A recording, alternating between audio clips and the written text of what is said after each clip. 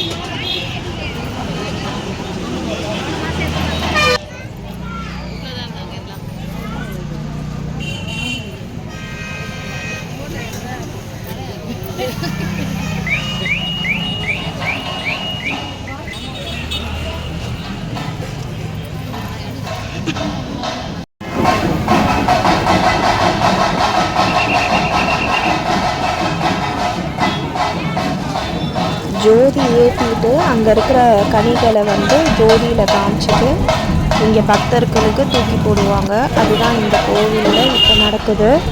அந்த கனியை கொண்டு போயிட்டு வீட்டில் பத்திரமா வச்சுக்கிட்டா, இல்லை வாகனத்தில் வச்சுக்கிட்டோம் அப்படின்னா நமக்கு எந்த நோய் நொடியும் வராது. அவர் காப்பாற்றுவாருன்றது தான் ஐதீகம். இந்த பாலமுனீஸ்வரர் ஆலயத்தோட ஃபுல் வீடியோ நான் டிஸ்கிரிப்ஷனில் வச்சுருக்கேன். வேணுன்றவங்க செக் பண்ணிக்கோங்க. இவ்வளோ நேரம் இந்த வீடியோவை பொறுமையாக பார்த்துட்டு இருந்ததுக்கு ரொம்ப நன்றி. மீண்டும் இன்னொரு வீடியோவில் நம்ம சந்திக்கலாம். நன்றி, வணக்கம். எங்களுக்கு அவரோட அருளும் கிடச்சிது, அவரோட கனியும் கிடச்சிது. ரொம்ப சந்தோஷமாக வீட்டுக்கு போகிறோம்.